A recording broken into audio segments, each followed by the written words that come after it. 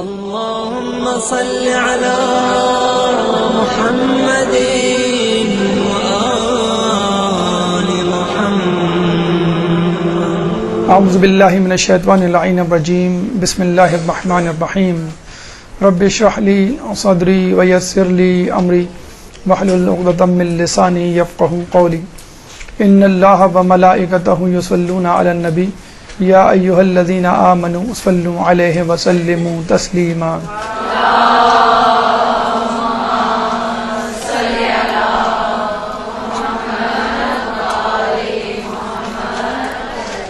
زیارت عراق کے حوالے سے ہماری گفتگو کا سلسلہ جاری ہے، اور اس ضمن میں نجف کے مقدس شہر کی زیارت سے، اس کی برکتوں سے بہرہ مند ہو رہے ہیں. اور جیسے کہ ہم نے پچھلی نشست میں ذکر کیا کہ حرم میں موجود ہر چیز، ہر شے، ہر کونا قابل دید ہے. ثمرات اور دنیاوی ثمرات ہوں یا اخروی، تمام قسم کے ثمرات سے بھرپور ہے، بشرطے کہ انسان چشم معرفت رکھے. چنانچہ ہم نے ذریعہ مقدس وہاں موجود آرام کرنے والے ہمارے پہلے امام امیر المومنین مولا کائنات اللہم صلی علی محمد محمد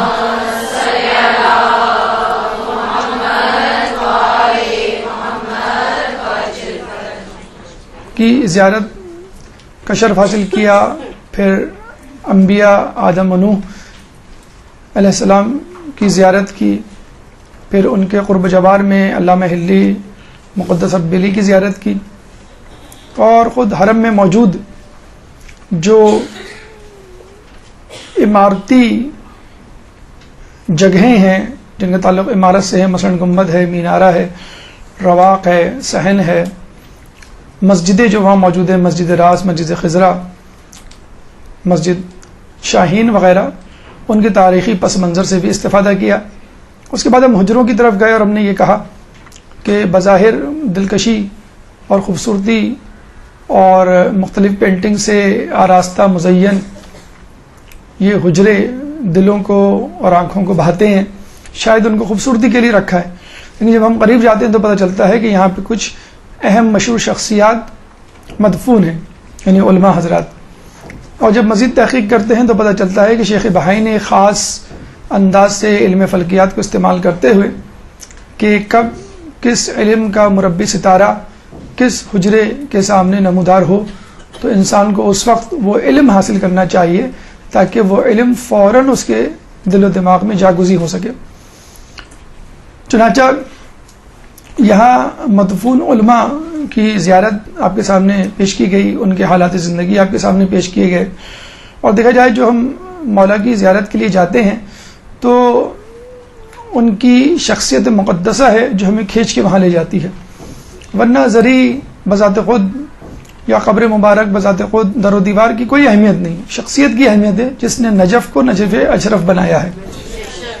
اس کے بعد جو شخصیات وہاں پہ موجود ہیں اور جن کو مولا سے نسبت ہے، خود ان کی اپنی کسی سے نسبت نہیں، خود مولا سے نسبت ہے.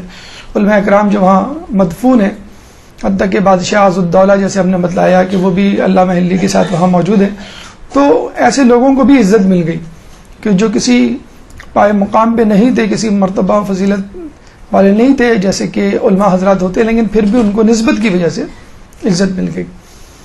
اور مولا کی کرامات جو ہیں وہ اپنے دور میں اپنی زندگی میں بھی جاری تھی اور ان کے دنیا سے پردہ کرنے کے بعد بھی جاری رہیں. علماء اکرام جو وہاں پر موجود ہیں، جیسے کہ ہم نے آپ کو بتلایا کہ 500 سے زیادہ علماء اکرام کی فہرست انٹرنیٹ پہ کتابوں میں موجود ہے، اور 54 تقریباً حجرے ہیں کہ جو وہاں پہ آپ کو اطراف حرم میں مل جائیں گے. لیکن پھر بھی چونکہ وقت کی کمی کا بھی احساس مد نظر رکھنا ہوتا ہے، اور ہمیں معلوم نہیں تھا کہ یہ زیارات کے دروس اتنے طول کھنچ جائیں گے، یعنی شاید 2-4 لیکچر پہ مبنی دروس ہوں گے یہ ہم نے سوچا تھا، لیکن بہرحال تحقیق کے ساتھ ساتھ جو چیزیں سامنے آتی کہیں ضروری سمجھا کہ آپ کو پہنچا دی جائے تاکہ جو لوگ جائیں وہ زیادہ سے زیادہ کم حق وہ فائدہ اٹھا سکے، اور جو نہ بھی جا پائیں تو ان کے اندر ایک اشتہا، ایک شوق، ایک جستجو پیدا ہو جائے یہ سب کچھ سن کر۔ تو اللہ تعالیٰ جو ہے ہم سب کو نجف اشرف کی زیارت کروائے اور اس استفادہ کرنے کی توفیق عطا فرمائے۔ ایک درود پڑھ دے محمد والے محمد۔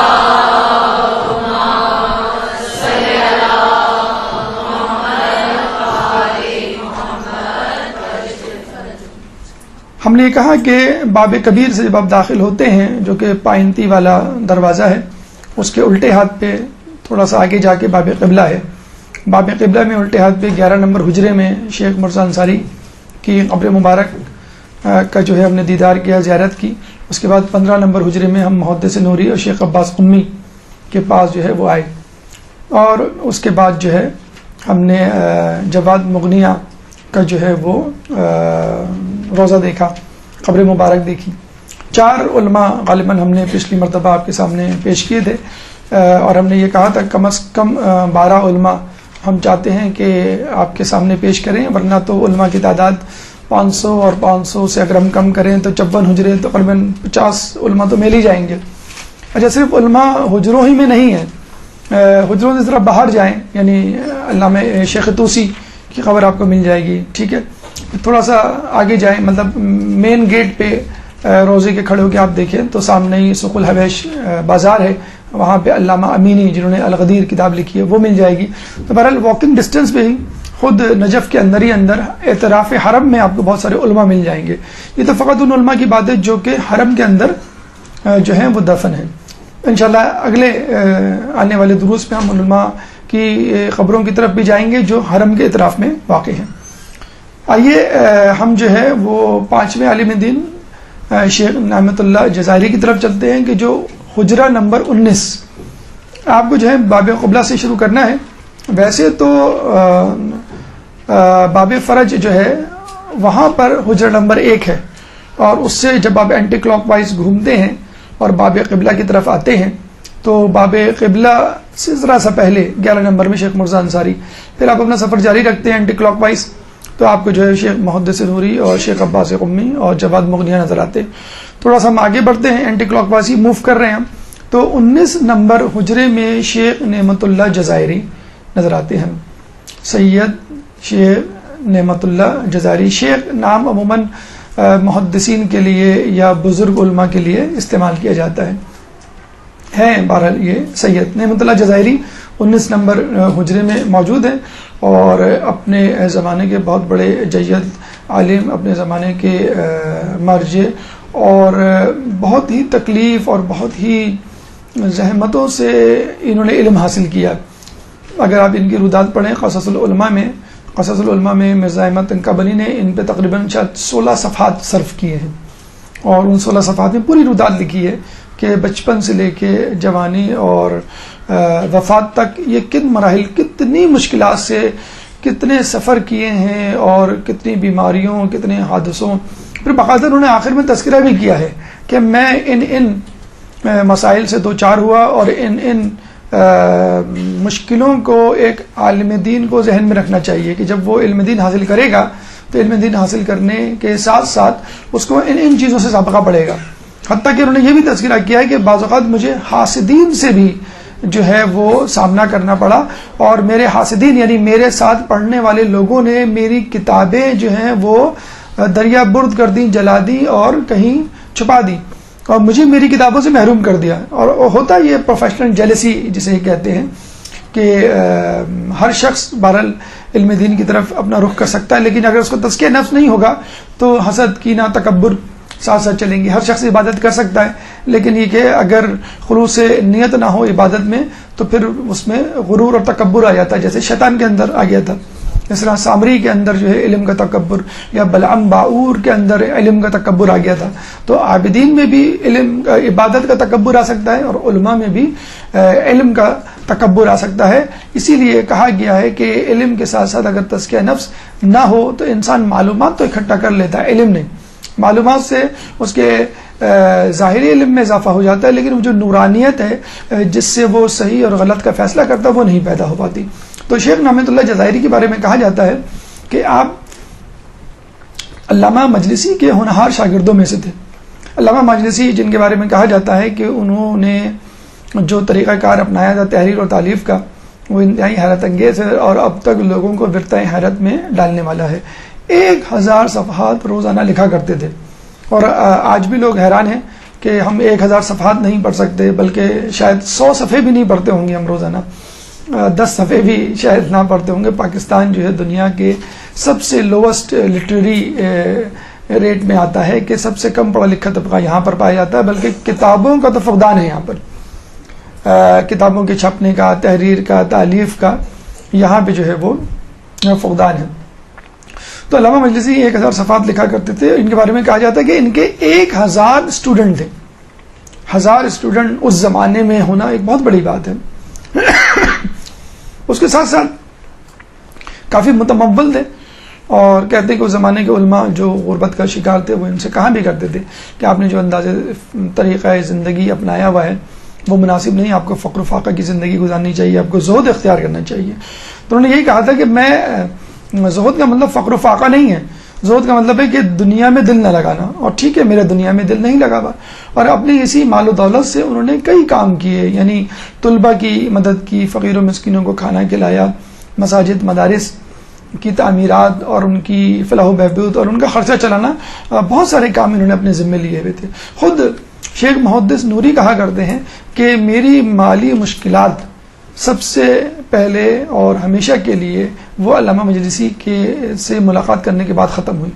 یعنی جب تک میں علامہ مجلسی سے نہیں ملا تھا میں ہمیشہ مالی مشکلات کا شکار رہتا تھا, اور مجھے فائدہ یہ ہوا علامہ مجلسی کے ساتھ کہ نہ صرف مالی مشکلات میری حل ہو گئیں بلکہ ایک عالم دین اور ایک صحیح استاد یعنی خضر کی صورت میں مجھے استاد مل گیا. پھر انہوں نے باقی زندگی انہی کے ساتھ گزاری.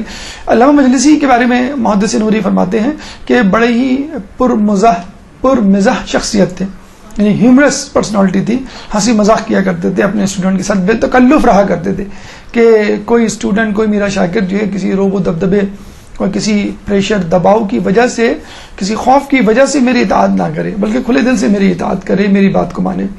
تو علامہ مجلسی اکثر محدث نوری کو جو ہے وہ ٹھہرا لیا کرتے تھے یا کہہ دیا کرتے تھے کہ مدرسہ ختم ہونے کے بعد تم شام میں یا مغرب کے بعد میرے پاس آ جانا. پھر وہاں بیٹھ کے جو ہے ان کی تصنیف و تالیف میں مدد کیا کرتے تھے, جیسے شیخ عباس قمی کے بارے میں ملتا محدث نوری کی مدد کیا کرتے تھے. تو نعمت اللہ جزائری کے بارے میں ملتا ہے کہ وہ اکثر جایا کرتے تھے, ان کے ساتھ بیٹھا کرتے تھے, تصنیف و تالیف میں ان کی مدد کیا کرتے تھے. کبھی وہ املا کرواتے تھے تو وہ لکھا کرتے تھے, کبھی کتابوں میں سے حدیثوں کو ڈھونڈنا.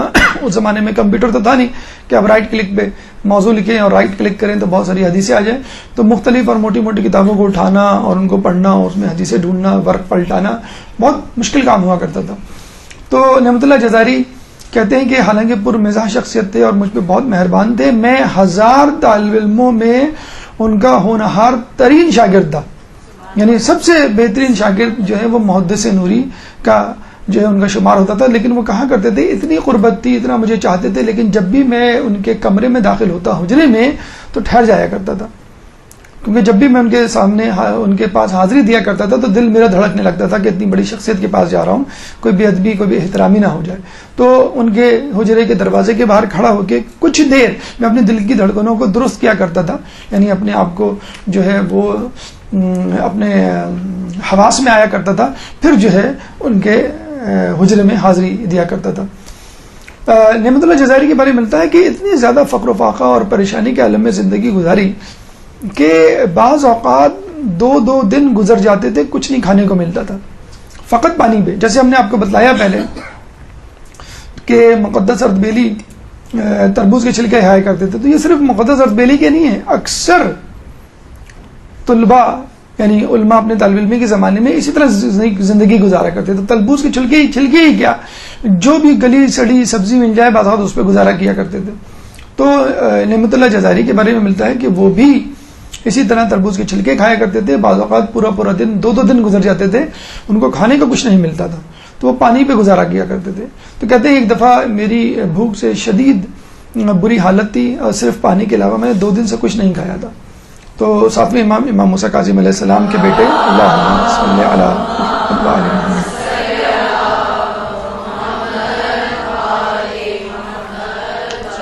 سید احمد ابن موسیٰ کی قبر مبارک پہ گئے جو کہ 7ویں امام کے صاحبزادے ہیں، اور ان کی قبروں مبارک پہ جا کر گر پڑے اور دونوں ہاتھوں سے قبر کو تھام لیا اور یہ کہا کہ آج میں آپ کا مہمان ہوں۔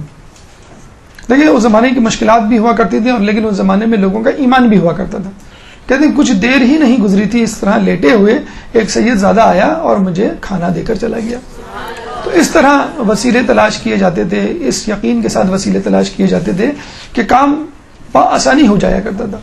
بہت سارے واقعات، جیسے ہم نے کہا ہے ایک کتاب حیرت انگیز واقعات، جس میں اس قسم کے واقعات معصومین کی زیارتوں کے حوالے سے معجزات کرامات لکھے ہوئے ہیں کہ مثلا ایک شخص نے جو ہے مولا کے حرم میں آ کے دعا کی کہ مولا میرا قرض ادا کر دیجیے۔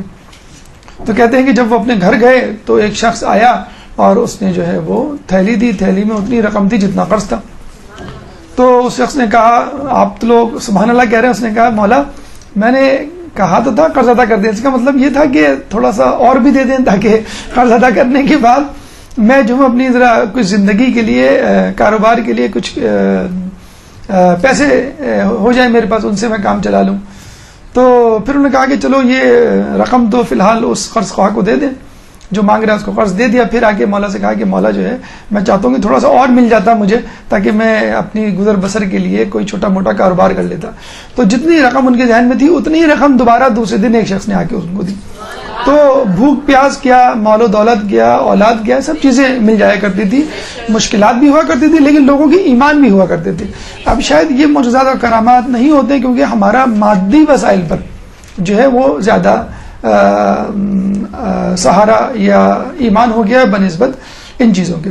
انہی محدث نوری، ایک تو ہم نے بتایا تھا کہ شیخ عباس قمی کے بارے میں ان کی بینائی کمزور ہوئی، آنکھوں میں درد ہوا تو کافی انہوں نے لے لی، محدث اصول کافی کو اپنی آنکھوں سے لگایا اور بینائی ٹھیک ہو گئی۔ پھر محدث نوری کے بارے میں بتلایا تھا، ان کے بارے میں بھی ملتا ہے کہ ان کی آنکھ اتنی کمزور ہو گئی تھی چاندنی رات میں پڑھتے پڑھتے، اور کہتے تھے کہ اپنے حجرے میں جب یہ پڑھتے تھے تو کھڑکی سے جب چاند نظر آتا تھا تو اس کی روشنی میں پڑھا کرتے تھے، جب چاند جو ہے وہ تھوڑی دیر بعد آگے جاتا تو وہ دوسری کھڑکی پہ جاتے۔ اس طرح جتنی جگہوں پہ چاند جاتا بیچارے وہ اس طرح گھومتے۔ اور آپ کو معلوم ہے آخری رات میں، آخری پہر میں چاند نہیں ہوتا ہے، لیکن چاندنی رات کتنے دن رہے اور کتنی دیر تک اس کی روشنی رہے۔ تو بہرحال ان کی شیخ مرزا انصاری کے بارے میں ملتا ہے کہ ان کی بھی روشنی اور بینائی اسی لیے کم ہوئی چاندنی رات میں پڑھ کے، اور ان کے بارے میں ملتا ہے کہ ان کی بینائی کمزور ہو گئی تھی چاندنی راتوں میں پڑھ کے۔ انہوں نے بھی وہی کیا جو کہ شیخ عباس قمی نے کیا، جو شیخ محدث نوری اور جتنے لوگ گزرے ہیں کہ خاک شفا کو کربلا کبھی گئے، کبھی مولا حسین کی قبر مبارک پہ، کبھی مولا علی کی، اس طرح جہاں جہاں جاتے وہاں کی قبر مبارک سے جو ہے وہ مٹی اٹھا کے لے آتے، خاک شفا اٹھا کے لے آتے اور اس کو جو ہے وہ اپنی آنکھوں پہ لگاتے اور بینائی ان کی واپس آ جاتی۔ اچھا، ایک دفعہ ایک ان کی کرامات ہی میں ظاہر ہوتا ہے، لکھا ہے، منقول ہے کہ ایک دفعہ یہ مولا کے حرم میں گئے تو زرعی کے آس پاس ہاتھ پھیر رہے تھے مٹی کے لیے، تو در نجف ان کے ہاتھ آ گیا۔ لوگ بڑے حیران ہوئے، در نجف تو بارش کے موسم میں ہوتا ہے، در نجف جو ہے وادی سلام میں نظر آتا ہے، تو میں یہاں کیسے مل گیا؟ بہرحال انہوں نے اس کو کرامت سمجھا اور اس کی انگوٹھی بنا کے پہن لی، اور وہ کہتے ہیں بالکل انگوٹھی ویسے ہی تھی جیسے آپ کہانیوں میں پڑھتے ہیں کہ ایک جن نے آ کے انگوٹھی دی کسی کو، وہ رگڑے اور جو مانگے وہ مل جائے۔ تو بالکل کہتے ہیں کہ یہ انگوٹھی میرے اسی طرح کام آتی تھی، بہت سارے کام میں کر لیا کرتا تھا۔ ایک دفعہ میں کافی جگہ گیا گھومنے پھرنے، اپنے گھر سے نکلا اور رات کو جب واپس آیا تو انگوٹھی ہاتھ میں نہیں۔ اب وہ بڑے پریشانی سب زیادہ اس بات کی تھی کہ وہ اس دن پورے شہر میں کئی مقامات پر گئے تھے، اب وہ اگر ڈھونڈنا شروع کریں تو ظاہر سی بات اپنے گھر سے شروع کریں گے، جہاں جہاں گئے تھے وہ وہاں چلتے چلے جائیں گے۔ انہوں نے کہا لیکن مجھے کرنا تو ہے، اس انگوٹھی کے بغیر میرا جو ہے وہ گزارا نہیں۔ تو انہوں نے فوراً چراغ جلایا اور جیسی ہی وہ گھر سے نکلے، بلکہ گھر سے بھی نہیں نکلے، جیسی چراغ جلایا تو انگوٹھی وہیں پڑی ہوئی تھی، یعنی گھر سے نکلتے ہوئے ہی گر گئی تھی اور ان کو بالکل آخر میں یاد آیا اور انگوٹھی ان کو وہیں مل گئی۔ تو بہرحال انگوٹھی ہو یعنی پتھر ہو در نجف کی صورت میں، خاک شفا ہو، مٹی ہو، تو یہ تمام کی تمام چیزیں اگر ایمان ہو انسان کا تو انسان کے کام آتی۔ اچھا، روایتوں میں ہمیں ملتا ہے کہ میری امت کے علماء بنی اسرائیل کے انبیاء سے افضل ہوں گے، اور یہ مماثلت یقیناً کئی جگہوں پہ ہمیں نظر آتی ہے. مثلا یہی نعمت اللہ جزائری جو ہے یہ جا رہے تھے اور کشتی میں بیٹھے تو کشتی جو ہے وہ ہچکولے کھانے لگی. تو اچھا پہلے زمانے میں بہت مشہور و معروف تھا کہ اگر کشتی ہچکولے کھانے لگے اور ڈولنے لگے اور کوئی وجہ سمجھ میں نہ آئے تو اس کا مطلب ہے کہ کوئی گناہ گار شخص موجود ہے, کوئی اپنے آقا سے بھاگا ہوا غلام موجود ہے, یا کوئی شخص ہے جس کو سفر نہیں کرنا چاہیے اور وہ سفر کر رہا ہے. یہ چیزیں ہوا کرتی تھی. یونس علیہ السلام کے بارے میں ملتا ہے کہ جب وہ کشتی میں بیٹھے تھے کشتی ہچکولے کھانے لگی تو لوگوں نے یہی کہا کہ کوئی غلام ہے جو اپنے آقا سے بھاگا ہوا ہے. اور وہ کس طرح بھاگے تھے کہ جب وہ شہر گئے تو دیکھا کہ عذاب نہیں آیا میری امت میں, جیسے کہ میں نے کہا تھا کہ بدھ کو عذاب آئے گا. جب وہ بدھ کے بعد گئے تو عذاب نہیں آیا تو وہ بڑے شرمندہ ہوئے کہ لوگ تو ان کا مذاق اڑائیں گے کہ تم تو نبی ہو, تم تو کہتے تھے عذاب آئے گا اور اب جو ہے تم کہہ رہے ہو کہ دیکھو عذاب تو نہیں آیا, اللہ نے ہمیں معاف کر دیا. انہوں نے کہا مجھے شرمندگی ہوگی اپنی قوم کے سامنے, وہ کیا سوچیں گے یہ کیسا نبی ہے. تو وہ الٹے پاؤں واپس آ گئے, اللہ سے کوئی دعا کوئی کلام نہیں کیا. تو ایک ترک اولا جو ان سے ہوا تھا اللہ تعالیٰ نے ان کو اس سزا سے یا اس زحمت سے دوچار کیا. تو کشتی ہچکولے کھانے لگی تو لوگوں نے کہا کہ غلام اپنے آقا سے بھاگ کر آیا ہے, قرآ ڈالو. وہ جتنے لوگ کشتی میں موجود تھے ان کا قرآ ڈالا تو یونس علیہ السلام کا نام نکلا. پھر قرآ ڈالا کہ بھئی یہ کیسے ہو سکتے ہیں اپنے آقا سے بھاگے ہوئے. پھر دوبارہ بھی ان کا نام نکلا, تیبارہ بھی ان کا نام نکلا. تو دیکھیں ہم اور آپ بہت سارے کاموں کو جو ہے وہ کرتے ہیں, نہیں کرتے ہیں اس لیے کہ ہماری توجہ نہیں ہوتی. مثلا کوئی غلط بات, کوئی حادثہ, کوئی بیماری, کوئی خلاف توقع, خلاف مزاج بات ہو جائے تو نیکوکار ہمیشہ یہی سوچتا ہے کہ کہیں مجھ سے کوئی غلطی تو نہیں ہوئی. جیسے شیخ عباس قمی جب بینائی کمزور ہوئی تو انہوں نے کیا سوچا کہ کہیں اہل بیت نے اپنی محبت سے مجھے دور تو نہیں کر دیا, اپنی ولایت سے محروم تو نہیں کر دیا, خدا نخواستہ اتنی بڑی بات. تو جب کشتی ہچکولے کھانے لگی, بلکہ ہچکولے نہیں کھانے لگی, وہ ریت میں پھنس گئی. اور جو ملح تھا اس نے کہا آج تک کبھی ایسا نہیں ہوا, یہاں ریت ہے ہی نہیں, میں نے تو کبھی نہیں دیکھی. جیسے آپ کی گاڑی میں چلتے چلتے اسپیڈ بریکر آ جائے, آپ کہیں بھی اسپیڈ بریکر تو تھا ہی نہیں یہاں پر, یہاں کیسے آ گیا. تو وہ ریت میں پھنس گئی, نیچے اترے تھے, ایک دن ایک رات لگ گئی. تو وہ ریت ہٹائی, پھر دوبارہ کشتی کو آگے بڑھایا, تھوڑی دیر آگے گئے, پھر کشتی پھنس گئی, پھر ریت. اور وہ ملہ بڑا پریشان کہ بھئی یہ سفر تو بہت آسان ہے اور میں خود کئی مرتبہ اس راستے سے جا چکا ہوں, میں نے تو کبھی ریت نہیں دیکھی, آج کیوں ریت ہے. جب 2-3 مرتبہ ایسا ہوا تو آپ نے یہ کہا کہ ہو نہ ہو یہ سفر میرے لیے مناسب نہیں. انہوں نے خود سے پوچھا کہ آج کون سی تاریخ ہے, تو پتہ چلا کہ جمادی الثانی کی آخری تاریخیں تھیں. آج اب جو ہے وہ ہمارا مہینہ شروع ہو گیا ہے, آخری تاریخ. اس کے بعد جو ہے وہ رجب, انہوں نے کہا 13 رجب. اور اتفاق سے جہاں سے وہ گزر رہے تھے نجف اشرف قریبی تھا. ایک ہوتا نا کہ آپ کہیں سے گزرے تو آپ کے دل میں آتا ہے کہ چلو میں یہاں سے بھی ہو کے اپنا کام کر لوں, یہاں سے بھی یہاں کی بھی زیارت کر لوں, یا ان صاحب سے بھی مل لوں. تو ان کے دل میں یہ آ تو رہا تھا کہ جب میں نجف اشرف کے قریب سے گزر رہا ہوں تو کیوں نہ میں زیارت کر رہا ہوں, لیکن بس انہوں نے ضروری نہیں سمجھا ہوگا کہ چلو مجھے گھر جانا ہے اپنے ملک. تو ان کے ذہن میں آیا کہ جب 13 رجب اتنی بڑی مخصوصی آ رہی ہے اور نجف اشرف جو بہت زیادہ دور بھی نہیں ہے تو میں کیوں سفر کر رہا ہوں. تو ان کو فوراً یہ ذہن میں آیا کہ مولا چاہتے ہیں کہ میں ان کے حرم کی زیارت کروں, اس لیے بار بار میرے سفر میں رکاوٹ پیدا ہو رہی ہے. چنانچہ کشتی والے کو کہا کہ بس میں اپنا سفر ترک کرتا ہوں, مجھے آگے نہیں جانا, اور وہیں سے الٹے پاؤں واپس پلٹے اور مولا کی زیارت کے لیے نجف اشرف چلے گئے. تو یہ دیکھیں جو نیکوکار ہوتا ہے, محبان اہل بیت میں سے ہوتا ہے, اللہ تعالیٰ اس کو بہانے سے نیکی کرنے کا موقع فراہم کرتا ہے.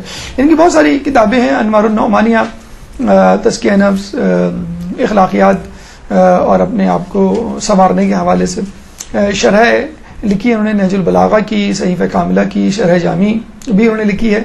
غایۃ المرام فی شرح تہذیب الاحکام, تہذیب الاحکام کی شرح بھی انہوں نے لکھی ہے.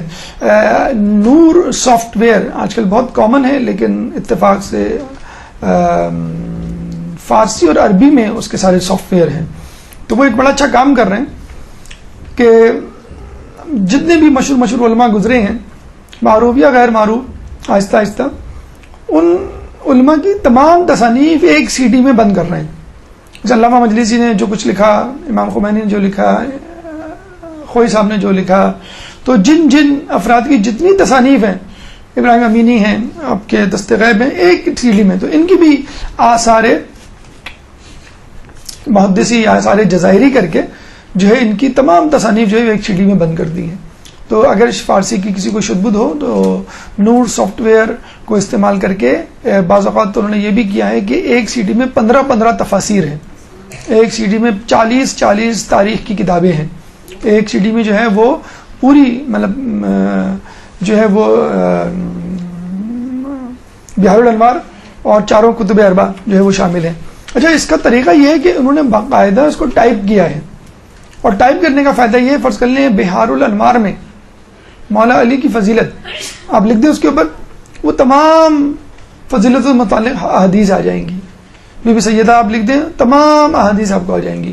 شہید مطاری کی تمام کتابیں انہوں نے ایک ہی جو ہے سی ڈی میں ڈال دی ہیں. شہید مطاری نے مثلا عورت کی آزادی یا حجاب سے متعلق کہاں کہاں کچھ کہا ہے، تو وہ آپ لکھ دیں، وہ ہر جگہ ہر کتاب میں جو اب آپ کو پوری کتاب مطلب جو یہاں پہ ذاکرات ہیں یا استاد ہیں یہ جو پڑھاتے ہیں ان کے لیے مدرسین کے لیے بہت اچھا طریقہ ہے کہ بس آپ وہ لکھ دیں، آپ کو پوری کتاب بھی نہیں پڑھنی پڑ جائے گی، بس یہ بتا دے گا وہ کہ فلاں کتاب کے فلاں صفحے پہ اتنا پیراگراف اتنا مٹیریل اس چیز سے متعلق ہے. تو آپ بڑے مزے سے ایک ہی موضوع سے متعلق کئی کتابوں کو مکمل طور پہ پڑھے بغیر درس تیار کر سکتے ہیں. تو بہرحال یہ جی فارسی میں ہے، یہ اب دعا کریں وہ لوگ اردو کی طرف آئیں، اور اردو کی طرف وہ اسی وقت آئیں گے جب ہم اردو میں کتابیں پڑھنا شروع کریں گے. تو اردو میں مٹیریل ملنا نہایت مشکل کام ہوتا ہے، ویب سائٹ بھی جو ہے ملنا بہت مشکل ہوتا ہے. آپ نام کچھ لکھیں آتا کچھ ہے، سید احمد مستمت لکھیں تو سید احمد خان آ جاتا ہے. تو جو ان کی سرچ ہے وہ بھی بڑی مشکل ہے، اردو کی مٹیریل بھی بہت کم ہے. لیکن بہرحال جتنی کتابیں اویلیبل ہیں کم از کم آپ ان سے ضرور فائدہ اٹھائیں جو ویب سائٹس موجود ہیں. فارسی میں بہرحال اگر تھوڑی سی محنت کر لی جائے، 6 مہینے کی محنت ہے، اگر محنت کر لیں تو یقین کریں کہ گھر بیٹھے ایک لیپ ٹاپ یا ایک ٹیبلٹ کافی ہے آپ کے لیے، ایک کتاب بھی آپ کو خریدنے کی ضرورت نہیں پڑے گی. ایک درود پڑھ دیں محمد والے محمد.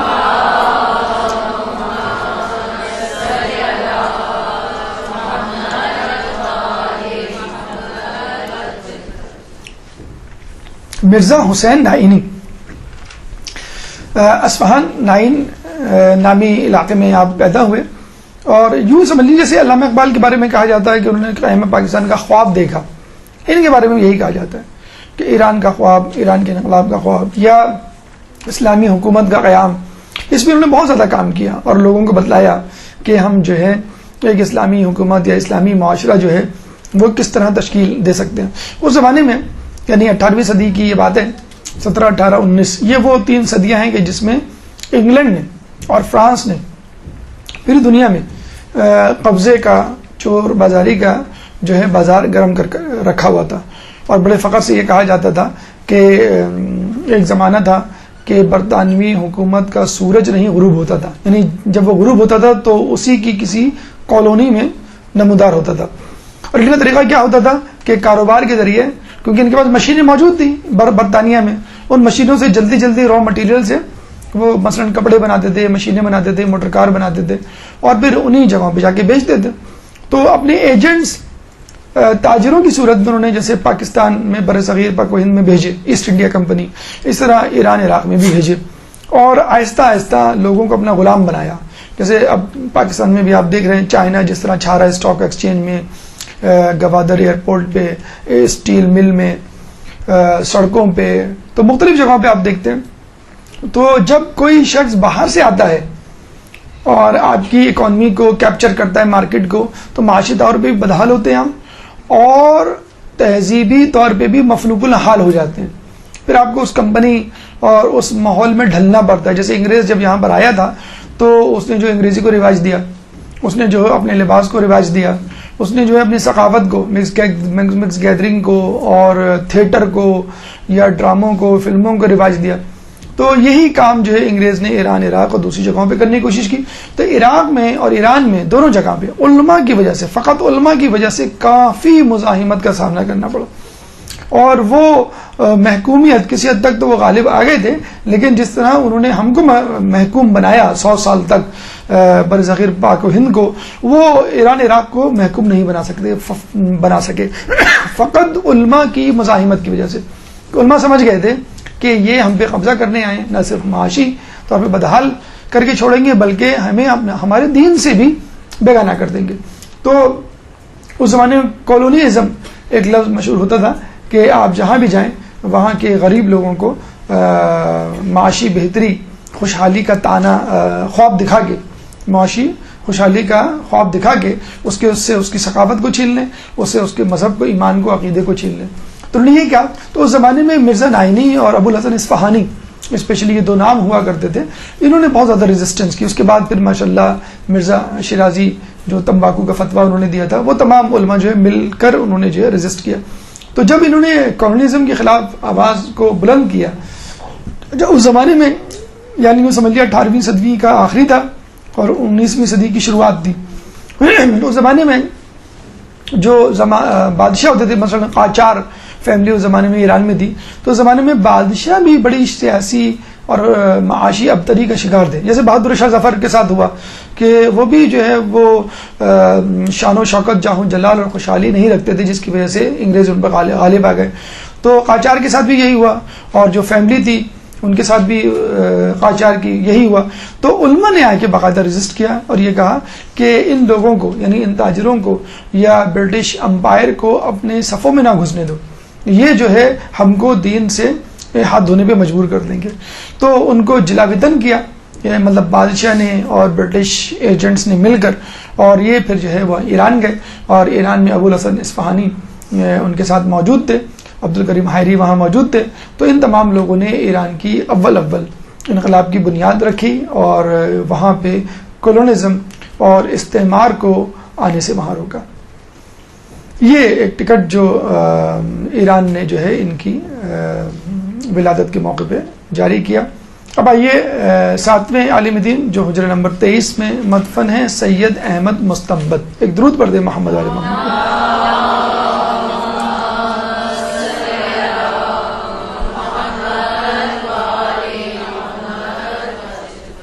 سید احمد مستنبط جو کہ حجرہ نمبر 23 میں موجود ہیں، یہ جیسے شیخ عباس قمی کا ہم نام لیتے ہیں تو فوراً مفاتی آپ کے ذہن میں آتی ہے، بہار الانوار اور علامہ مجلسی بالکل لازم و ملزوم ہے. اس طرح سید احمد مستنبط اور مناقب اہل بیت اردو میں غالباً جو بھی یہاں پہ ذاکرات موجود ہیں جو مجلس سے پڑھتے ہیں انہوں نے یہ نام سنا ہوگا، اگر نہیں سنا تو سن لیں اور اس کتاب کو ضرور اور بضرور لیں. اردو میں دستیاب ہے، 4 جلدوں پر مشتمل ہے، مناقب اہل بیت. اور اصل جو اس کا نام ہے القطرۃ من بحار المناقب النبی والعطرتی، یعنی ایک قطرہ مناقب کے سمندر سے. کس کے مناقب کے سمندر سے؟ فضائل کے سمندر سے، رسول اللہ اور ان کے اہل بیت کے. تو انہوں نے ماشاءاللہ بڑی دقت سے، بڑی زحمت سے، بڑی مشقت سے، بڑی محنت سے جو ہے وہ اہل بیت سے متعلق فضائل، کرامات، معجزات جو ہے جمع کیے. اس کتاب میں 2 جلدوں پر مشتمل کتاب ہے، لیکن یہ جو اردو میں اویلیبل ہے وہ 4 جلدوں پہ ہے. سید یہ محمد ریاض حسین نجفی جب گئے تھے وہاں پر تو ایران میں، تو علماء کرام سے ملے تو ایک عالم دین نے ان سے کہا کہ آپ مناظراتی موضوعات پہ لکھیں یا ان کے ترجمے کریں. تو خود ریاض حسین نجفی نے کہا کہ ہمیں جو ہے زیادہ ضرورت اس بات کی ہے کہ فضائل اہل بیت کو گھر گھر پہنچائیں. اگر ہم فضائل اہل بیت کو گھر گھر تک پہنچا دیں تو خود بخود لوگوں کو معرفت ہو جائے گی کہ اہل بیت کون ہے، اور اہل بیت میں اور غیر اہل بیت میں، معصوم میں اور غیر معصوم میں کیا فرق ہے. تو وہ خود بخود ان لوگوں سے نفرت کرنے لگ جائیں گے کہ جو دشمنان اہل بیت تھے. تو تبرہ خود بخود پیدا ہو جاتا ہے جب تولا پیدا ہوتا ہے. تو چنانچہ انہوں نے کہا کہ میں چاہتا ہوں کہ کسی بہترین کتاب کا انتخاب کروں کہ جو فضائل اہل بیت سے متعلق ہو اور اس کا میں ترجمہ کروں اردو میں.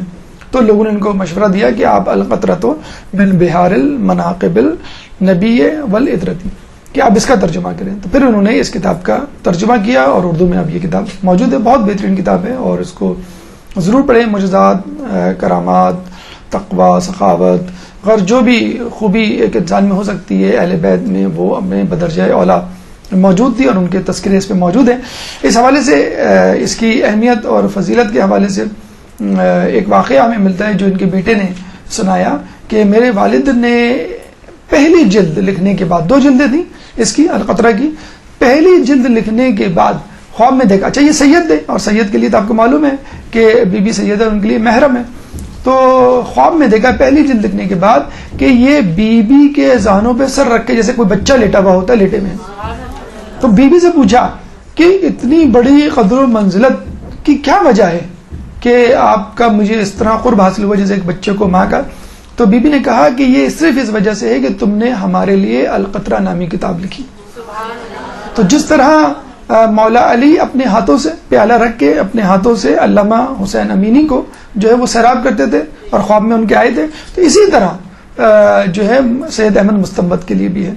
تو یہ وہ علماء ہیں کہ جن کی جنت ہمارے اہل بیت نے اسی دنیا میں جو ہے وہ جس کی توثیق اور تصدیق کر دی کہ تم نے جو کام کیا ہے وہ اتنا اعلی و عرفہ کام ہے کہ تمہارے لیے جنت میں ہمارا پڑوس اور وہ سعادتیں ہونی چاہیے کہ جو ایک زحمت اٹھانے والے شخص کے لیے ہوتی ہے. ایک درود پڑھ دے محمد والے محمد.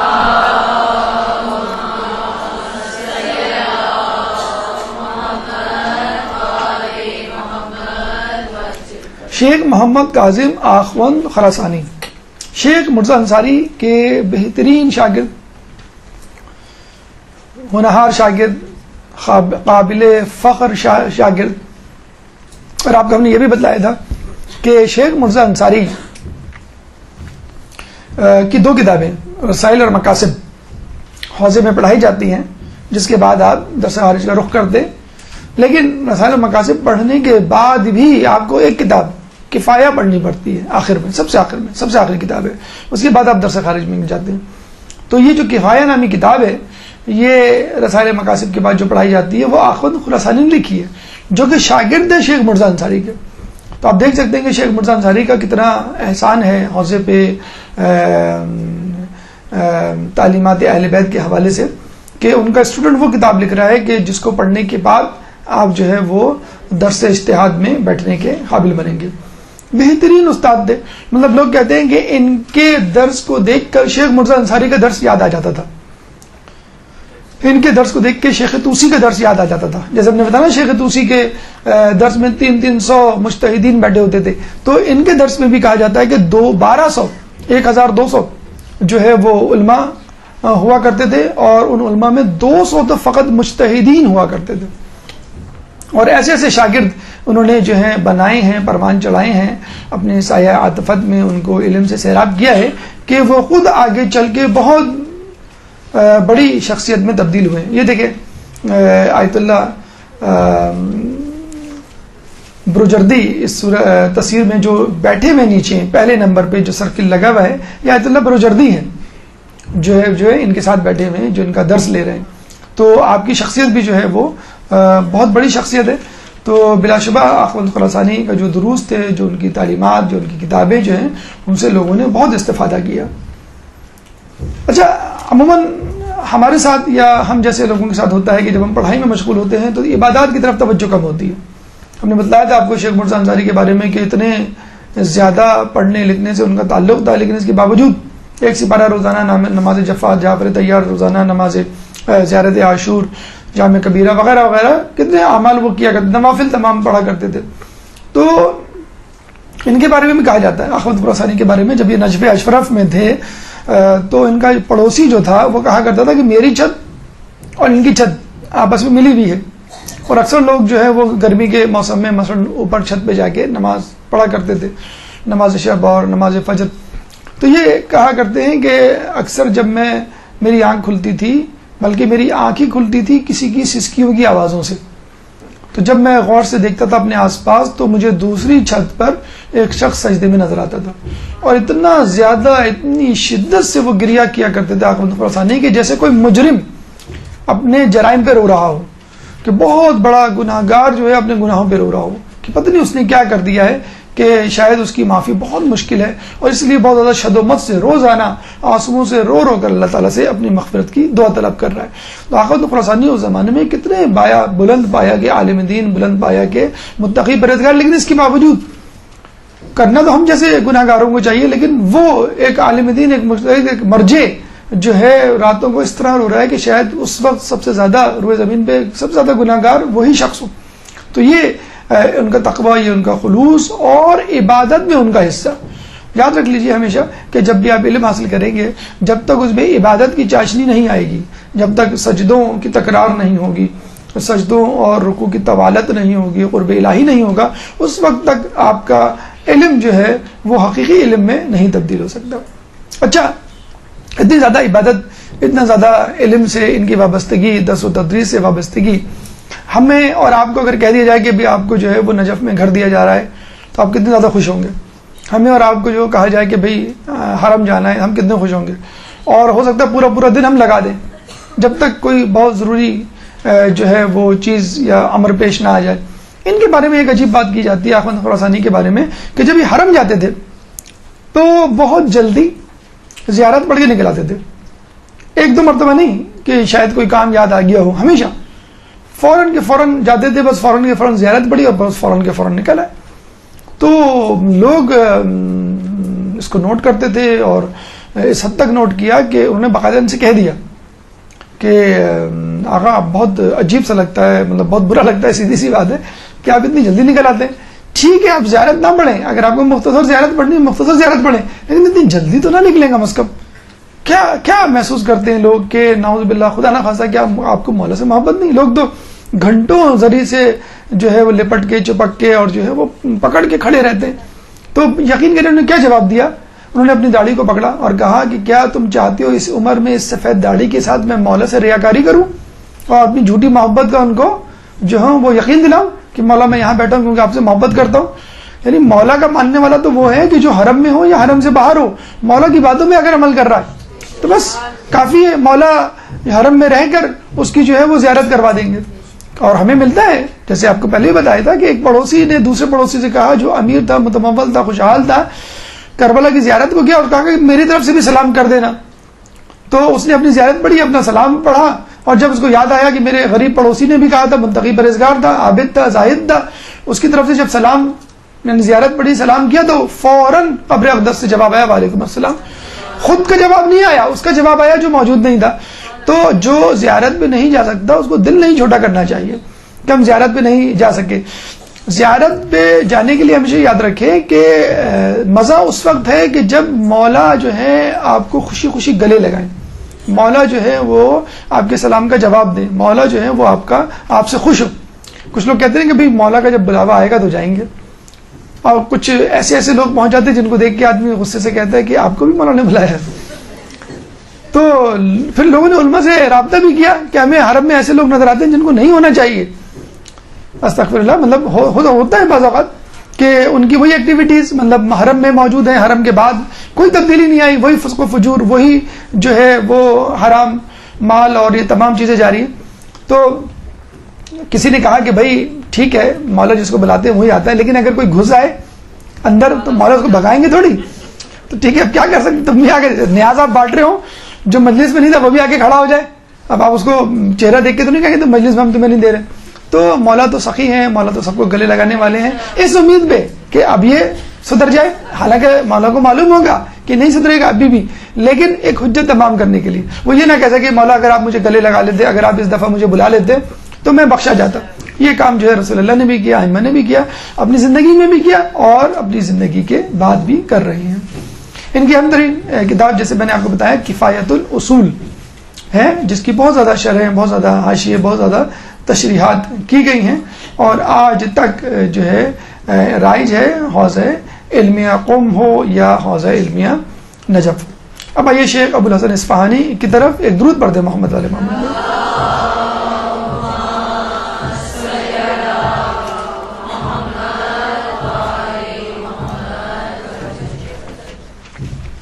شیخ ابو الحسن اصفہانی جیسا کہ نام سے ظاہر ہے اصفہان، یہ 3 ہی 4 شہر تھے، قم تھا، شیراز تھا، اصفہان تھا، تبریز تھا، شوستر تھا، کہ جہاں پہ بڑے بڑے علماء جو ہے پیدا ہوئے.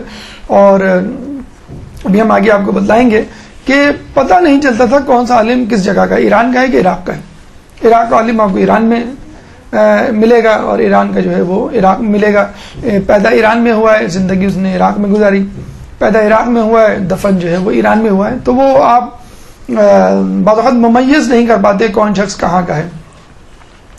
ابوالحسن اصفہانی جیسا کہ ہم نے بتایا اس سے پہلے مرزا نائینی کے ساتھ جو ہے کالونیزم کی سخت مخالفت کرتے تھے، اور جو برٹش کمپنیز اور مستعمار اور دیگر ممالک کے لوگ وہاں پر آئے اور جنہوں نے کوشش کی وہاں کی معاشیات پہ قبضہ کرنے کی، وہاں پہ جو ہے انہوں نے اس کی سخت مزاحمت کی اور لوگوں کو بتلایا۔ رسالہ مقاصد آپ پڑھیں شیخ مرزا انصاری کی تو وہ انہی کتابوں سے بھری ہوئی ہے کہ معاملات اور روزگار اور کاروبار ان کو جو ہے اسلامی طریقوں سے کس طرح انجام دیا جائے۔ تو جب انہوں نے مخالفت کی تو ان کو بھی جو ہے جلا وطن کر دیا گیا، اور یہ بھی جو ہے عراق سے نکالے گئے، ایران گئے، وہاں پہ جو ہے عبد الکریم حائری حوزہ قم کے بانی اور دیگر افراد نے جو ہے ان کا استقبال کیا۔ ان کی مشہور ترین کتاب جو ہے وہ وسیلہ نجات ہے۔ فقہ سے متعلق امام خمینی کے حوالے سے ملتا ہے، وہ بہت زیادہ پسند کرتے تھے اس کتاب کی تشریح اور حاشیہ جو ہے وہ انہوں نے لکھا ہے، اور بہت زیادہ معروف ہے فقہی الخلقوں میں۔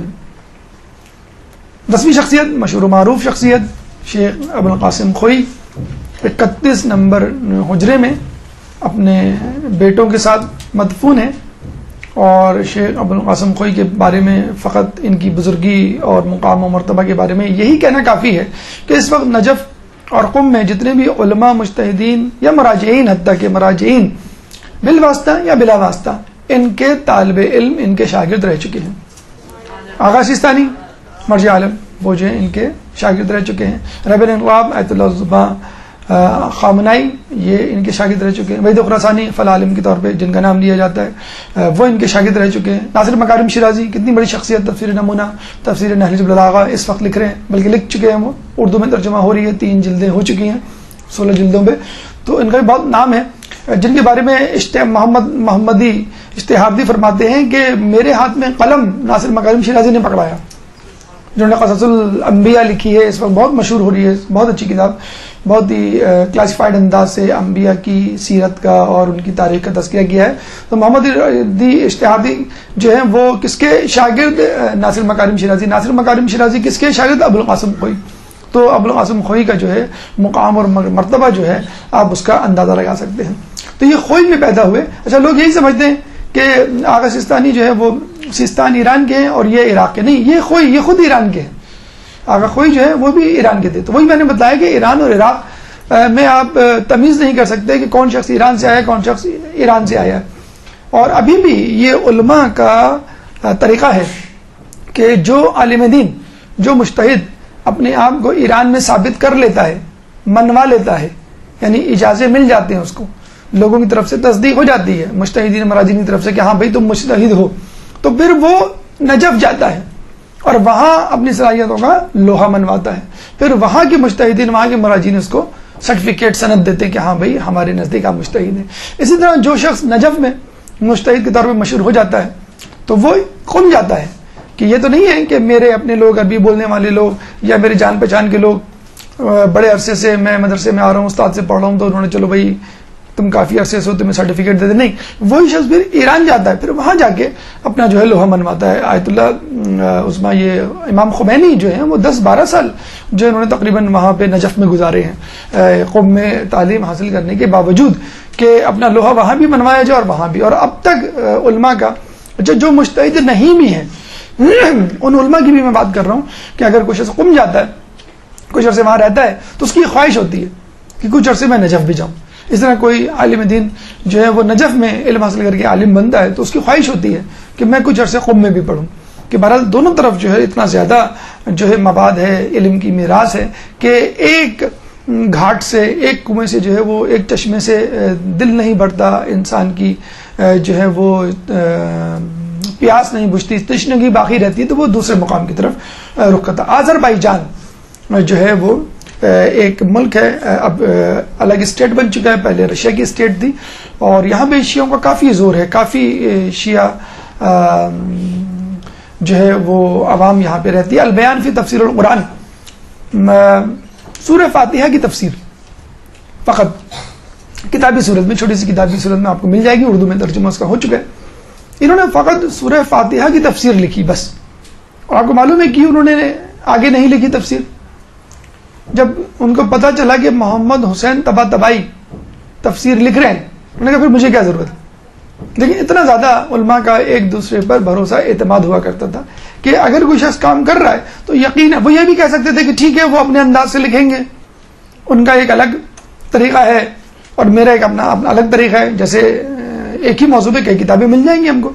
تو اتنا اعتماد تھا کہ اگر تفسیر میزان محمد حسین طباطبائی لکھ رہے ہیں تو پھر وہ یقیناً اپنے اس موضوع کے ساتھ جو ہے وہ اس کتاب کے ساتھ اس تفسیر کے ساتھ انصاف کریں گے, مجھے کیا ضرورت ہے. تو فقط سورہ فاتحہ لکھ کے انہوں نے جو ہے وہ چھوڑ دی, مزید جو ہے قرآن کی تفسیر نہیں لکھی. رسالہ لباس مشکوک منہاج الصالحین بہت مشہور کتاب ہے, آج بھی جو لوگ توضیح وغیرہ پڑھ لیتے ہیں اور کافی طاق ہو جاتے ہیں مسائل میں تو وہ منہاج الصالحین عروۃ الوثقیٰ نامی دیگر کتابوں کا جو ہے رخ کرتے ہیں.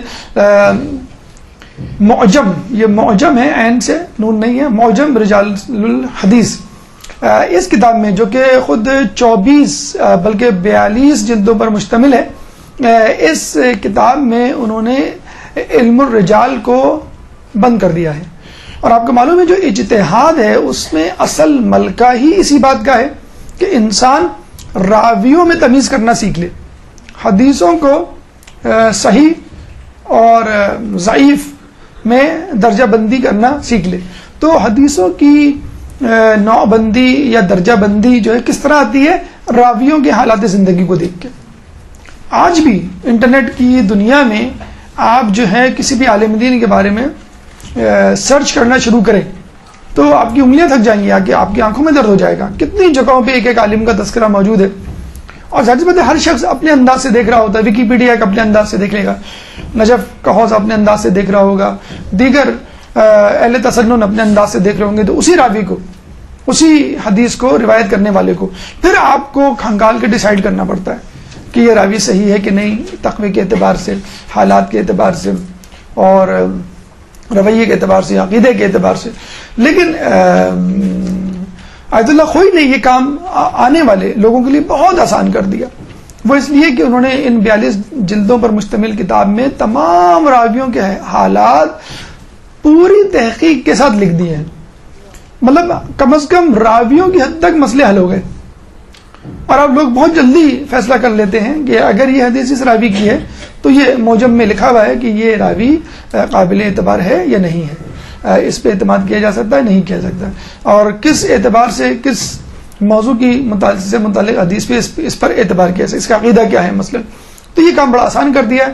اب آنے والے علماء کے لیے مجتہد بننا آسان نہیں, مشکل نہیں. پہلے بہت مشکل ہوا کرتا تھا, کتابوں کی دستیابی ایک مسئلہ ہوتا تھا, پھر تحقیق ایک مسئلہ ہوا کرتا تھا.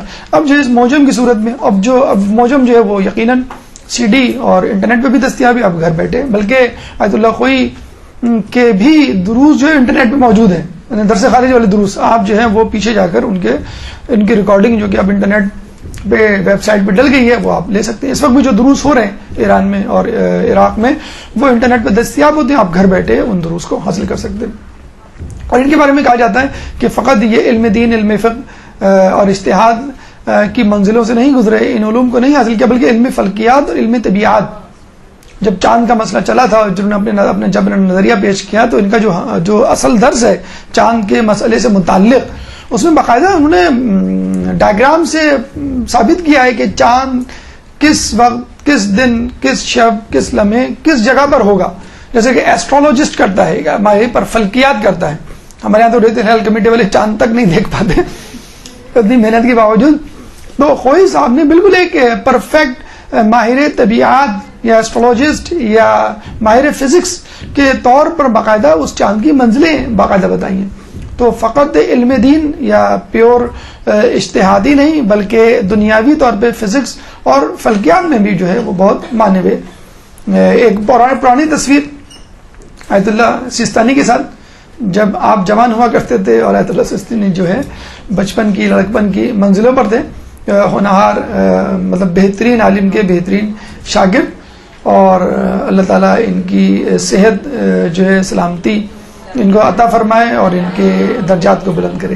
آیت اللہ خوئی کا جو رتبہ, مقام, منزلت اس زمانے میں آپ اندازہ کر سکتے ہیں کہ جس طرح ہر زمانے میں ہوا ہے کہ حکمران چاہتے تھے کہ اس زمانے کی بڑی مذہبی شخصیت ہمارے ساتھ ہو, کہتے ہیں کہ علی کی بیعت کی ضرورت کیا تھی؟ یہی ضرورت تھی کہ علی جیسی شخصیت جب ہمارے ساتھ ہوگا تو خود بخود ہماری تصدیق ہو جائے گی. تو ہر زمانے میں شیعہ علماء خصوصی طور پہ مراجعین ان کے بارے میں یہ کہا جاتا تھا کہ حکمران ان کو ساتھ رکھا کرتے تھے تاکہ لوگوں میں ان کا ایک جسے کہتے ہیں کہ مقام و مرتبہ بہتر ہو، یا لوگ سمجھیں کہ بھئی یہ کافی بہتر حکمران ہے. تو باقاعدہ ان کو گرفتار کر کے لے جانے، گرفتار کر کے لے کے گئے اور فورسڈ پبلک اپیئرنس کروائی گئی. یعنی صدام حسین نے آیت اللہ خوئی کو اپنے ساتھ کھڑے رہ کے جلوس کروائے اور لوگوں میں تقریر کی، بتانے کے لیے کہ یہ آیت اللہ خوئی میرے ساتھ ہے. ایک فورس پبلک اپیئرنس جسے کہتے ہیں. خیر پھر بعد میں اس کا بھانڈا پھوٹ گیا، یہ زبردستی جو ہے ان کو ہر جگہ لے جایا جاتا ہے. پھر اس نے جو ہے ان کو چھوڑ دیا اور یہ دوبارہ آئے اور قید و بند میں بھی رہے. پھر جو ہے یہ انہوں نے وفات پائی. لیکن ان کے 2 بیٹوں کے بارے میں خصوصی طور پہ کہا جاتا ہے. یہ آیت اللہ علی خوئی 7 بیٹے تھے ان کے، جس میں سے 3 بیٹے جو ہیں حرم میں مدفون ہیں. علی خوئی موجود ہیں، یہ تقی خوئی اور مجید خوئی. یہ 2 جو ہیں مجید خوئی اور تقی خوئی، ان کے بارے میں کہا جاتا ہے باقاعدہ ان پہ قاتلانہ حملے ہوئے، ایک کو کار ایکسیڈنٹ میں اور ایک کو حرم امیر المومنین میں باقاعدہ شہید کیا گیا. اور یہ وہی مطلب بغض تھا، کینہ تھا کہ آیت اللہ خوئی تو چلے گئے، اب اس کے بعد ان کی اولاد جو ہے ان کے علم کو کسی طرح زندہ نہ کر دے. لیکن بہرحال ان کے ہونہار شاگرد آیت اللہ سستانی کی صورت میں ان کا علم، ان کی تعلیمات جو ہے وہ ابھی بھی زندہ ہے. 11 نمبر پہ آیت اللہ محمد حسن شیرازی. ایک درود پڑھ دے محمد والے محمد.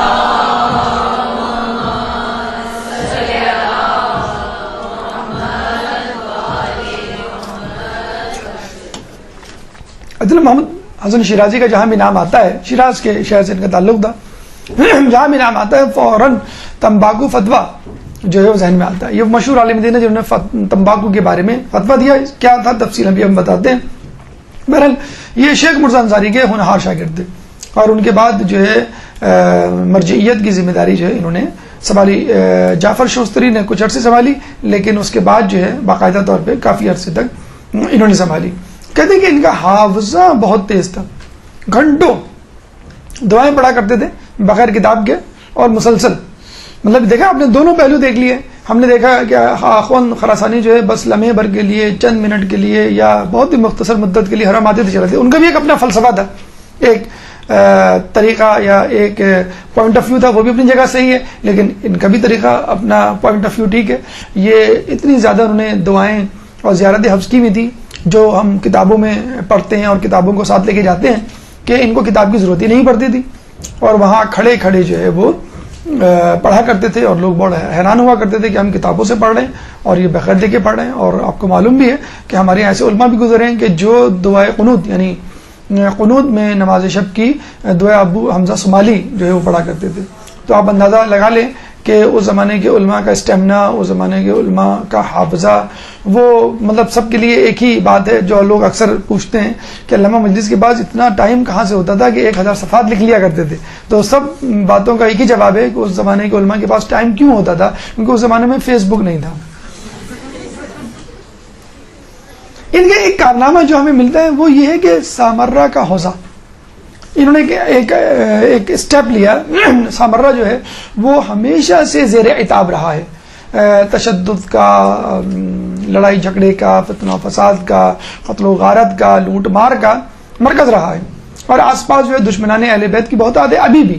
اب تو بہت بہتر حالات ہیں، اب جو ہے وہ زیارت کا رستہ کھل گیا ہے، آپ جب چاہیں جس دن چاہیں جا سکتے ہیں. لیکن ابھی کچھ عرصے پہلے تقریباً 3 سال پہلے بھی یہ ہوا کرتا تھا، مخصوصی میں لوگ جایا کرتے تھے اور پورا کانوائے گارڈز حکومت کے آپ کے ساتھ ساتھ چلتے تھے، پھر ایک ساتھ تمام بسیں، ایک ساتھ تمام سپاہی اور پولیس، پھر کہیں جا کے زیارت ہوتی ہے. لیکن اب جو ہے فی الحال کافی بہتر ہے، تھوڑی بہت احتیاط کرنی پڑتی ہے لیکن کافی بہتر ہے. لیکن سامرہ کا جو حوضہ ہے وہ ہمیشہ سے جو ہے وہ ناصبیوں کے گھیرے میں رہا ہے. تو ان کا یہ ایک بہت بڑا کارنامہ ہے کہ انہوں نے جو ہے سامرہ کی طرف جو ہے لطف کرم کیا اور وہاں جا کے باقاعدہ ایک حوضہ جو ہے اسٹیبلش کیا. ابھی تو فی الحال وہاں پہ حوضہ موجود نہیں ہے، لیکن بہرحال یہ ایک بڑا اسٹیپ تھا جو انہوں نے لیا کہ قم ہے، نجف ہے، شام ہے، تو چلے ایک سامرہ بھی ایک اسپاٹ ہونا چاہیے جہاں پر پرفضا سرمن رائے، آپ کو معلوم ہو اس کا اصل نام ہے کہ جس کو دیکھ کے دل خوش ہو جائے. تو پرفضا مقام ہے، لیکن چونکہ ناصبیوں کے گھیرے میں ہیں، کسی حد تک کمی ہے ان کے حملوں میں، لیکن بہرحال ابھی بھی خطرات موجود ہیں، لیکن کوشش جاری ہے کہ کس طرح یہاں پر جو ہے پرامن ماحول کو جو ہے وہ برقرار رکھا جائے اور یہاں سے دوبارہ جو ہے وہ علمی مراکز کے قیام کی ابتدا ہو۔ تمباکو کے فتوے کے حوالے سے کچھ باتیں کہ شیرازی صاحب نے جب یہ دیکھا کہ اس زمانے میں انگریز یہاں پہ آ رہے ہیں اور آہستہ آہستہ آہستہ اپنے مقاصد کو حاصل کر رہے ہیں۔ اچھا، یہ تقریباً کم و بیش اسی زمانے کی بات ہے جب بر صغیر میں ایسٹ انڈیا کمپنی آئی تھی۔ ایسٹ انڈیا کمپنی آئی، اس نے ٹیک اوور کیا، مثلا آپ کی کاٹن لے کے چلے گئے، وہ کہاں پہ؟ انگلینڈ۔ گجرات میں جتنی بھی ملیں تھیں وہ بند ہو گئی، کیونکہ ہماری ملیں جو تھیں اس میں زیادہ تر جو ہے فیکٹری میں ہاتھوں سے کپڑا بنا جاتا تھا، لیکن انگلینڈ والے وہاں لے کے اپنی فیکٹریوں میں مشینوں سے جلدی جلدی اس کاٹن سے، کپاس سے کپڑا بنایا، بہت جلدی بن گیا، بہت معیاری بن گیا۔ واپس انڈیا آیا، ہماری فیکٹریاں بند ہو گئیں اور سب بے روزگار ہو گئے، اور پھر وہی کپڑا یہاں پہ بکنے لگا۔ جب یہاں بکنے لگا تو پیسہ جو ہے، ریونیو جو ہے کہاں گیا؟ انگلینڈ چلا گیا۔ تو کاٹن ہماری انگلینڈ میں، اس کاٹن سے جو کپڑا بنا ہے اس کے پیسے جو ہیں وہ بھی جو خریدنے میں لگے ہیں وہ بھی انگلینڈ میں۔ تو اس طرح انگریز جو ہے وہ آپ کی جو ہے اس پہ قابض ہو گیا۔ چائنا جب گیا تو اس نے کہا بھی یہاں کے لوگوں کے ساتھ کیا کیا جائے، تو اس نے کہا کہ یہاں کے لوگوں کو جو ہے وہ مسالے دیے جائیں۔ تو برصغیر آیا، برصغیر سے جو ہے اس نے مسالے لیے، اسپائسز لیے، انگریزوں کو کھلانے کی کوشش کی، یورپ نے نہیں کھائے، چائنا والوں کو کھلا دیے۔ چائنا سے افیم لی اور جو ہے وہ یہاں پہ نہیں، افغانستان سے افیم لی اور افیم کو جو ہے وہ چائنا میں تقسیم کرتے، ان کو افیمچی بنا دیا، اور چائنا سے جو ہے وہ چائے لی اور اس کو جو ہے وہ برصغیر میں پہنچا دیا، اور آج تک جو ہے ہم چائے جو ہے وہ انڈھیل رہے ہیں، اور چائے والا بھی جو ہے وہ ترقی کی عروج پر پہنچ چکا ہے۔ تو اب یہ ہماری حالت ہوگی، لوگ فخر سے کہتے ہیں کہ چائے پینا تو واجب ہے اور 2-4 کپ اضافی پی لیں تو مستحب ہے۔ تو بہرحال تو تمباکو کا، اچھا انہوں نے یہ دیکھ لیا تھا۔ اچھا دیکھیں ڈیل کیسے ہوئی تھی۔ اب دیکھیں علماء کے جو لوگ کہتے ہیں کہ جو علماء نجف ہیں یا یہ علماء ہیں، علماء قم ہیں، خیر قم کے بارے میں تو نہیں، وہاں پہ انقلاب موجود ہے، تو جو کہا یہ جاتا ہے علماء پہ کہ یہ جو ہے دین کو سیاست سے الگ کرنا چاہتے ہیں یا کیا ہوا ہے یا کرتے رہے ہیں، یہ غلط الزام ہے۔ انہوں نے محسوس کیا لیکن فتوے میں کتنی طاقت ہوتی ہے، اتنی طاقت قانون میں نہیں ہوتی۔ اگر آپ کو کہہ دیا اگر سستانی کے نزدیک ریڈ سگنل توڑنا منع ہے، آپ نہیں توڑیں گے، اور آپ کو جو کانسٹیبل کہے نہیں توڑو، کانسٹیبل کہہ دے، ٹی وی پہ میسج آ جائے، تو آپ کیا کریں گے؟ سگنل پہ دیکھیں گے کانسٹیبل ہے کہ نہیں ہے، نہیں ہے تو توڑ دیں گے، آپ اس کے خوف سے توڑیں گے، یہ نہیں کہ اس نے کہا ہے، لیکن آیت اللہ سستانی کہہ دیا مثلا تو آپ نے نہیں توڑیں گے۔ تو ڈیل کیا ہوئی؟ 15,000 پاؤنڈز ہم دیں گے آپ کو۔ اس زمانے کا جو بادشاہ تھا ناصر الدین قاجار، 19ویں صدی 1925 اوائل 19ویں صدی کے ایام تھے، اور حکومت اس کی کمزور ہو رہی تھی۔ تو جب اس نے دیکھا مجھے 15,000 پاؤنڈ بنائے اس زمانے میں 100 سال 200 سال پہلے مل رہے ہیں، بیٹھے بٹھائے، کچھ بھی نہیں کرنا پڑ رہا، plus 25% of the prophet of تمباکو ملے گا، تو وہ تیار ہو گیا۔ تو کرنا کیا تھا؟ کچھ نہیں کرنا تھا، اپنے تمام تمباکو جو ہے وہ انگریزوں کو دینی تھی جو وہاں پیدا ہوتی ہے۔ وہ تمباکو لے کے چلے جائیں گے انگلینڈ، وہاں سے وہ تمباکو کے سگریٹ یا جو بھی ہے وہ بنائیں گے اور دوبارہ لا کے اس کو ایران میں بیچ دیں گے، ایران والے خریدیں گے، اپنی تمباکو خود خرید رہے ہیں، وہ مہنگے داموں خریدیں گے، تو ایران جو ہے وہ بدستور جو ہے وہ تنزل کی طرف چلا جائے گا۔ یہ انہوں نے بہت پہلے ریڈ کر لیا، ڈیسیفر کر لیا، یعنی اس کو درک کر لیا، اور انہوں نے جو ہے ہمت کر کے فتویٰ دیا کہ تمباکو پینا، تمباکو استعمال کرنا حرام ہے، حالانکہ حرام نہیں ہے، ابھی بھی کچھ مجتہدین کے نزدیک سگریٹ نوشی جو ہے وہ حرام نہیں ہے۔ تو انہوں نے کہہ دیا حرام، میری جانب حکم ہے، جس کو ہم کہتے ہیں لوگ صحیح اس کو کہتے ہیں کہ لفظ فتویٰ نہ استعمال کریں، حکم استعمال کریں۔ انہوں نے حکم دے دیا تھا کہ یہ جو ہے میں حکم دیتا ہوں کہ اس کو استعمال نہ کیا جائے۔ دوسرے مجتہدین نے بھی ان کی تائید کی اور لوگوں نے یکسر اس کا بائیک آؤٹ کیا۔ اس بائیک آؤٹ کے چکر میں جو ہے وہ انگلینڈ کو جو ہے منہ کی کھانی پڑی، اور وہ اس کے بعد جو ہے وہ ایران میں اپنے قدم نہ جما سکا۔ تو ہم برصغیر کے مسلمانوں نے اس بات کو محسوس نہیں کیا، کیونکہ ہمارے وقت میں علماء کی اتنی تعظیم اور تکریم نہیں ہوا کرتی تھی. ان کی زبان میں جسے کہتے ہیں کہ وہ تاثیر و طاقت نہیں تھی، یا اس زمانے میں اتنے ہمارے مذہب اہل بیت سے تعلق رکھنے والے علماء یہاں پہ اتنے مضبوط نہیں تھے، یا موجود نہیں تھے اتنی تعداد میں. وہاں موجود تھے نجف اور قم میں، اور انہی کی بدولت، ان کی علمیت کی بدولت، ان کی جو ہے معرفت کی بدولت جو ہے لوگوں کو محکومیت سے نجات ملی جو ہونے والی تھی. 12 نمبر پہ شیخ سید جعفر علی شوستری جو حجر نمبر 54 میں دفن ہے. ایک درود پڑھ دے محمد علیہ محمد.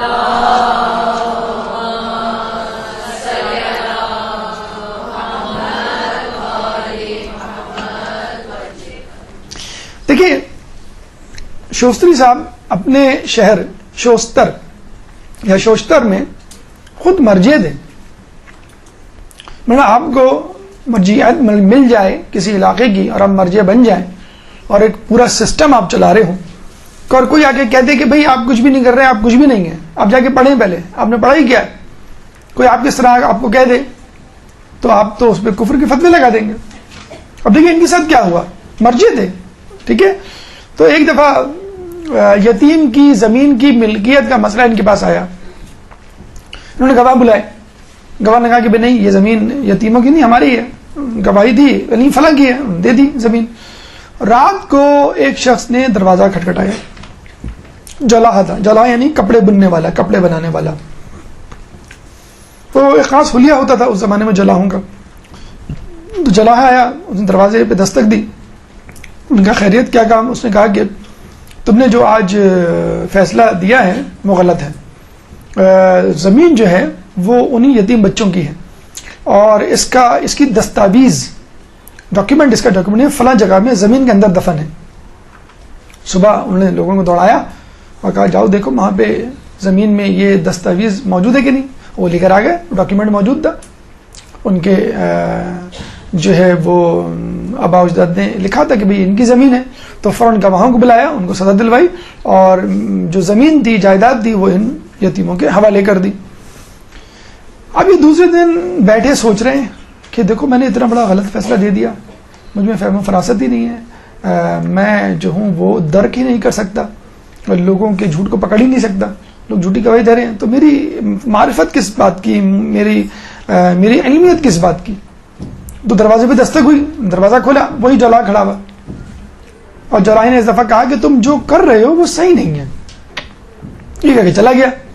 اب ان کو اور ٹینشن اور پریشانی، کہ اس کا مطلب ہے جو مرجعیت کا کام ذمہ داری میں نے سنبھالی بھی ہے، یا جو میں علم پھیلا رہا ہوں، یہ صحیح نہیں ہے، یا اس لیول کا نہیں ہے. اب وہ بہت پریشان کہ بھئی کیا کروں میں، کیا نہیں کروں. یہ پتنی کون ہے جو میرے حال سے بھی واقف ہے، جس نے اتنی بڑی بات مجھے بتا دی، یہ کوئی خضر ہے کیا ہے. اور یہ ہوا ہے سید مہدی بحر العلوم کا واقعہ آپ کے سامنے ہے، جنہوں نے دروازہ بند کر کے بیٹھ گئے تھے کہ اب میں فتوے نہیں دوں گا. اتنا غلط بڑا فتویٰ دے دیا کہ عورت کے جو بچے کو جو ہے عورت کے ساتھ جو ہے دفنا دیا جائے، اور بہت سارے.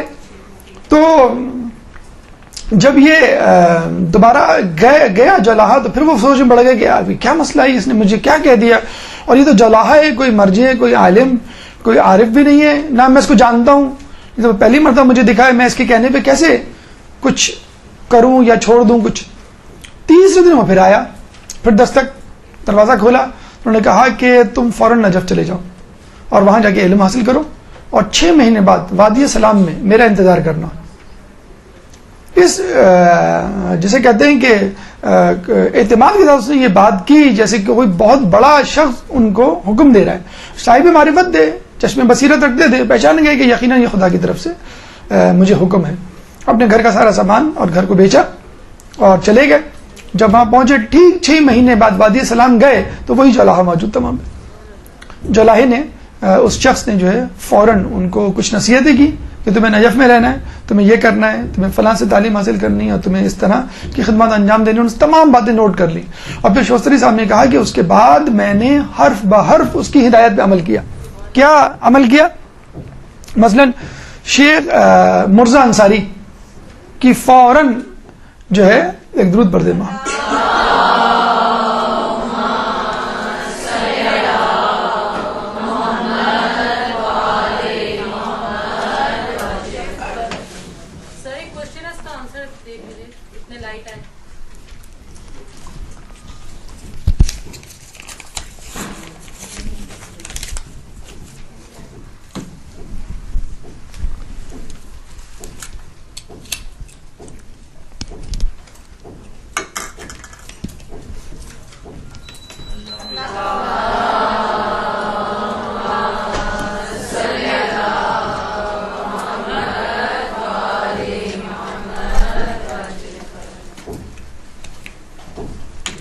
اچھا، تو شیخ مرزا انصاری کی انہوں نے جو ہے وہ شاگردگی اختیار کی اور علم حاصل کرنا شروع کیا. دیکھیے بڑا مشکل کام ہوتا ہے، ایک آدمی طالب علم ہو شروع سے اور کسی کی شاگردگی میں رہے، ٹھیک ہے، لیکن آدمی خود کہیں استاد ہو اور وہ آ کر کسی استاد کے سامنے بیٹھ جائے کہ ٹھیک ہے میں آج سے پھر دوبارہ سے آپ کی شاگردگی، جیسے ہم نے بتایا تھا علامہ کوہ قمری جنہوں نے شیخ مرزا انصاری کی شاگردگی اختیار کی، ان کے درس میں جا کے بیٹھ گئے، حالانکہ وہ خود درس دیا کرتے تھے. جب انہوں نے دیکھا کہ ایک شخص دے رہا ہے مفلوق الحال ہے لیکن مجھ سے زیادہ اچھا درس دے رہا ہے، تو خود بھی بیٹھے اور اپنے استادوں کو بھی کہا، اپنے شاگردوں کو بھی کہا تم بھی بیٹھو. تو شیخ جعفر شوستری جو ہے باقاعدہ زانو تلمس طے کر کے شیخ مرزا انصاری کے پاس بیٹھے. لیکن اچھا، شیخ شوستری اس وقت تک علم عرفان میں بہت آگے جا چکے تھے، علم اخلاق میں بہت آگے جا چکے تھے. ہاں، فقہ میں بہرحال شیخ مرزا انصاری تھے، اور ہماری مرجعیت جو ہے اس کی بنیاد فقہ ہے، علم اخلاق یا فلسفہ وغیرہ نہیں ہے. تو شیخ مرزا انصاری جو ہے ان کو پڑھانے لگے. کہتے ہیں کہ شیخ شوستری اپنے علم عرفان علم اخلاق کو آگے بڑھاتے رہے اور ہفتے میں ایک دن وہ درس دیا کرتے تھے عمومی، جس میں تمام لوگ آیا کرتے تھے. یہ تو آپ نے دیکھ لی شیخ جعفر شوستری کی اعلیٰ ظرفی کہ استاد اور مرجع ہونے کے باوجود شیخ مرزا انصاری کے سامنے زانو تلمس طے کیے. اب آپ شیخ مرزا انصاری کی اعلیٰ ظرفی دیکھ لیے کہ جب انہوں نے دیکھا کہ شیخ جعفر شوستری یعنی میرا شاگرد ہفتے میں ایک دن فلاں جگہ پہ درس دیتا ہے، تو خود ہفتے میں ایک دن باقاعدہ اسی وقت اس کے سامنے یعنی اپنی شاگرد کے سامنے علم عرفان علم اخلاق کا درس لینے جاتے تھے اور زانو تلمس طے کرتے تھے. شیخ مرزا انصاری کیونکہ وہ سمجھتے تھے علم عرفان میں علم اخلاق میں یہ مجھ سے بہتر ہے، اور علم جعفر جو ہے وہ شوستری صاحب یہ سمجھتے تھے علم فقہ میں شیخ مرزا انصاری مجھ سے بہتر ہے، تو مجھے فقہ کے عالم. اور یہ آج بھی حوضوں میں مل جائے گا کہ ایک استاد دوسرے کو پڑھا رہا ہے، پھر تھوڑی دیر بعد جو ہے وہ یہاں کے بیٹھ جاتا ہے اور استاد وہاں جا کے بیٹھ جاتا ہے، اور وہ شاگرد ان کو پڑھا رہا ہوتا ہے کیونکہ اس کا علم کسی اور فیلڈ میں مطلب فلسفے کا ہے. ایک استاد فقہ نہیں آتی، اس نے کہا فقہ کے استاد کو مجھے آپ فقہ پڑھا دیں، فقہ کے استاد نے کہا نہیں مجھے آپ فلسفہ پڑھنا ہے، کہنا ٹھیک ہے آپ مجھ سے پڑھ لیں. تو بس یہ بھی ہوتا ہے، ایک ہی وقت میں آپ استاد بھی ہوتے ہیں اور شاگرد بھی ہوتے ہیں. تو بہرحال اس طرح جس طرح شیخ جعفر شوستری نے اعلیٰ ظرفی کا مظاہرہ کیا، اس طرح شیخ مرزا انصاری نے بھی ان سے علم حاصل کر کر اس کا مظاہرہ کیا. بس یہی ہماری گفتگو، جیسے ہم نے بتلایا تھا کہ 12 علماء کے بارے میں ہم نے انتخاب کیا ہے. 12 علماء کا کوشش کریں کہ جتنے زیادہ سے زیادہ علماء کے بارے میں آپ کی زحمت ہو سکے، کیونکہ یہ وہ علماء ہیں کہ جنہوں نے ہمیں اہل بیت سے متعارف کروایا ہے. انشاءاللہ جب ہم حرم سے باہر نکلیں گے اگلی نشست میں، تو حرم کے آس پاس اطراف میں جو قبور علماء ہیں جیسے شیخ توسی کی ہے اور کاظم یزدی علامہ حسین امینی کی، تو انشاءاللہ ان کی بھی قبروں کی زیارت کریں گے، تھوڑا سا تذکرہ ان کی سوانح حیات اور ان کی خدمات کے حوالے سے بھی کریں گے. اللہ تعالیٰ سے دعا ہے کہ ہمیں ان علماء کی معرفت حاصل کرنے کی توفیق عطا فرما. اللہ تعالیٰ سے دعا ہے کہ ہمیں علماء کے نقش قدم پہ چل کے علم حاصل کرنے کی توفیق عطا فرما. اللہ تعالیٰ سے دعا ہے کہ جو ہم علم حاصل کریں اس پہ عمل کرنے کی توفیق عطا فرما. اللہ تعالیٰ سے دعا ہے کہ ہمیں اہل بیت کے نقش قدم پہ چلنے کی توفیق عطا فرما اور شفاعت میں ہمیں ان کے شفاعت سے بہرے مند فرما. امام کے ظہور میں تعجیل فرما اور ہمیں ان کے انصار و اعوان میں شامل فرما. ربنا تقبل منا انك انت السميع العليم وتب علينا انك انت التواب الرحيم برحمتك يا ارحم الراحمين. اللجن اللجن اللجن يا مولا اللجن اللجن اللجن اللجن اللجن يا صاحب السماء